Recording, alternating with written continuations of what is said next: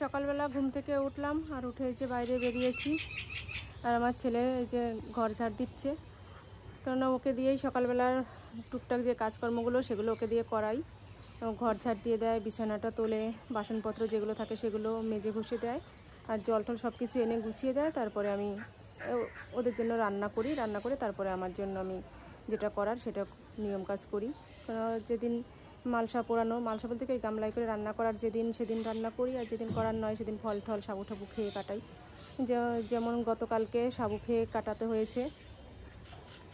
আর ছেলে তো স্কুলে চলে যাবে, তার আগে ওকে দিয়ে যেটুকু পারি সেটুকু করিয়ে নিই। আর তোমাদের আমার মায়ের ঘরটা একটু দেখাবো বলেছিলাম, তো চলো একটু মায়ের ঘরে যাই। ওই ঘরটাও ছেলে ঝাড় দেবে, তো ওই ঘরটা ঝাড় দিয়ে নিই, তারপরে ওই ঘরে যাবো। দেখতে থাকো।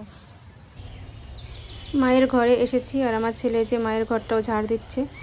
এই ঘরটাই আসলে একদম শূন্য শূন্য লাগে, পুরো একদম ফাঁকা। দেখো ঘরটা, প্রতিটা জিনিসের মধ্যেই মায়ের স্মৃতি জড়িয়ে রয়েছে। যেদিকে তাকাচ্ছি সেদিকেই শুধু মায়ের স্মৃতি।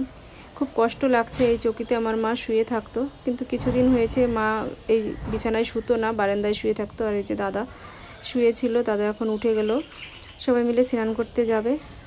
এই যে মায়ের কাপড় চোপড় সব আলনার মধ্যে রয়েছে। কত আশা করে মা সব বের করেছিল পরবে বলে, কিন্তু কিছুই পরতে পারলো না। উপরে আমার বাবা শয় এখন, আর নিচে দাদাকে বিছানা করে দিয়েছি, দাদাই নিচে শয়। মা এখানে যে টিভি দেখতো, মার টিভি দেখার খুব নেশা ছিল। মা সন্ধ্যা হলেই সিরিয়াল দেখতো, সিরিয়াল দেখতে ভীষণ ভালোবাসতো। আর এদিকে যে মা রান্না করতো, মায়ের সেই রান্নার গ্যাস রয়েছে, কিন্তু কিছুদিন হয়েছে মা তো রান্না করতে পারে না, আমার ঘর থেকে রান্না করেই আমি ঘরে দিয়ে যেতাম। আর এই বারান্দাও মা শুয়ে থাকতো, বসে থাকতো, কেননা রাস্তার দিকেই আমাদের এই বারান্দাটা। এই চৌকিতে বসে বসে মা রাস্তার মানুষজন দেখতো। আর আমরা এখন এই যে স্নান করতে চলে যাচ্ছি। একটা দুঃখের বিষয় কি জানো তো বন্ধুরা, মানে আমরা 3 ভাই বোন, 2 ভাই 1 বোন। আমার ভাই নিজেই টোটো গাড়ি চালিয়ে আমাদেরকে নিয়ে যে এসেছে। মানে এমন সময় যে আমাদের একটু পাশে থাকবে সেরকম আমরা কাউকে পাচ্ছি না। ভাই নিজে চালিয়ে নিয়ে এসেছে। আমরা যে 3 ভাই বোন, আর ভাই বউ তো আগে সামনে ছিল, সে ওই যে পুকুর ঘাটে বসে রয়েছে। অবাকা 3 ভাই বোন আর ভাই বউ সবাই আমরা মা হারা হয়ে গেলাম আজকে। আর এই যে পুকুর ঘাটে চলে এসেছি, এখানে এখন আমরা গঙ্গা স্নান করব। স্নান করে তারপরে মায়ের নামে জল দেব। তোমরা ভিডিওটা দেখতে থাকো। মানে এইসব দৃশ্য দেখানো বা দেখা সত্যি অনেক কষ্টের, কিন্তু কি বলবো, দুর্ভাগ্য আমাদের, তাই তোমাদের সামনে এরকম ভিডিও আনতে হচ্ছে। তো চলো দেখতে থাকো আমরা কিভাবে কি করি, সাথে থাকো।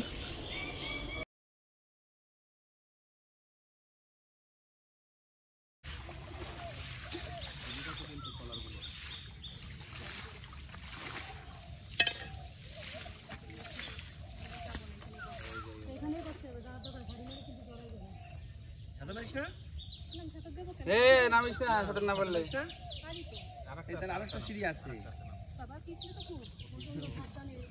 এই যে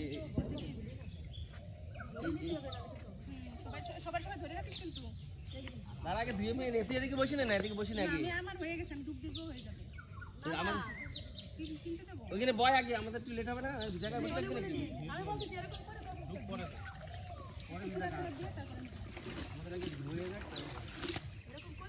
আরো উপরে যাবো, এরপরে কিন্তু আর সিঁড়ি নেই, কিন্তু বিশাল ডুবাগ্রস্ত। এরপরে কিন্তু এরপরে হচ্ছে একদম অথাই জল।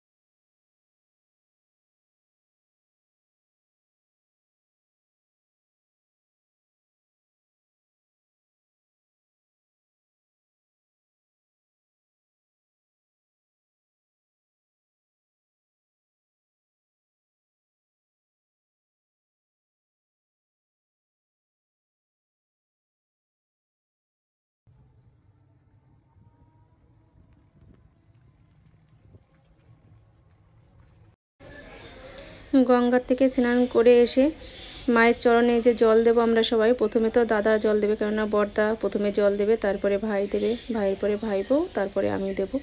পরপর আমরা সবাই মায়ের চরণে যে জল দিয়ে দিচ্ছি।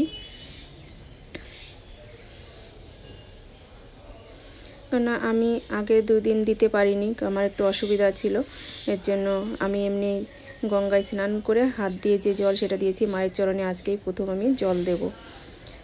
মানে অসুবিধা হলে আর কি করা যাবে বলো, যেভাবে মা চাইছে সেভাবেই মাকে দিতে হবে। কেননা মার ইচ্ছা ছিলই এটা, যে আমরা সবাই একসাথে কাজ করব। 3 দিনের আমি যে কাজ সেটা তো করতে পারিনি, তাই ভাইদের সাথে একসাথে করব বলে ভাইদের সাথেই নিয়মটা পালন করছি।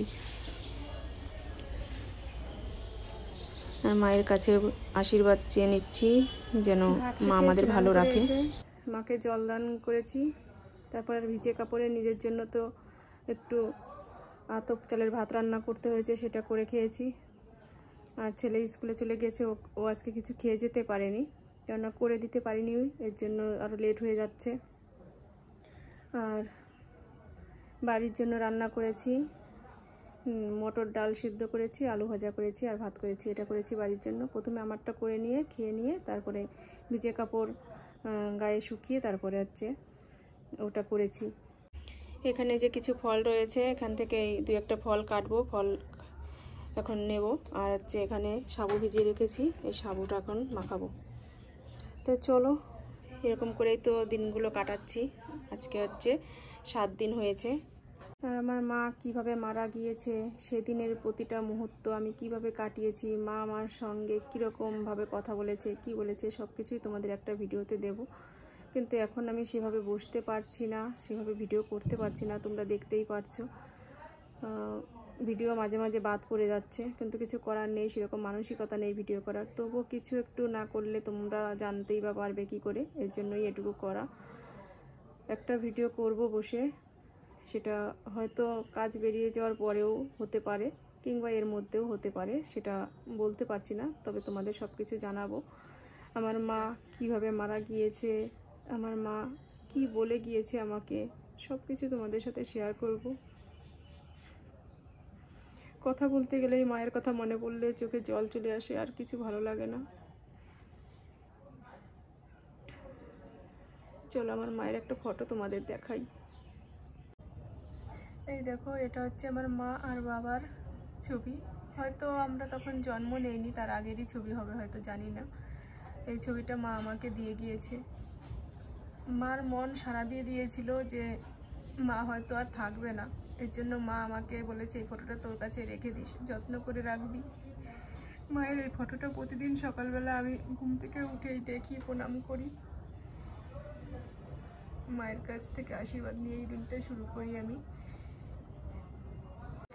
এত শান্ত, এত নিরীহ আমার মা, যে মানে মায়ের কথা মনে পড়লে আর কিছু কি বলবো বুঝতে পারি না।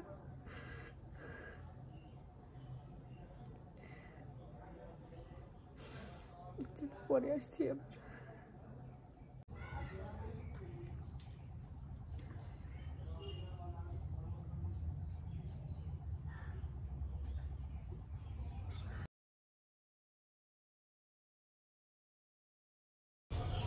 সন্ধ্যার সময় আবার মায়ের চরণে প্রণাম করার জন্য আমরা সবাই চলে এসেছি। এই যে এক এক করে সবাই আমরা মাকে প্রণাম করে নিচ্ছি।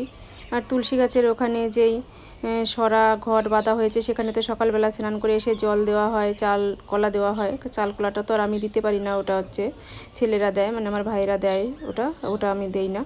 আর এই যে সবাই মিলে এখন সন্ধ্যার সময় আমরা কৃষ্ণ নাম গান করছি। আমাদের দেখো প্যান্ডেলের বাঁশ এখানে পোতা হয়ে গেছে। আজকেই প্যান্ডেলের বাঁশগুলো পুঁতে দিয়ে গেছে, হয়তো 2-1 দিনের মধ্যেই প্যান্ডেলটা পুরো কমপ্লিট করে ফেলবে। এখানে আমরা গান করছি কৃষ্ণ নাম।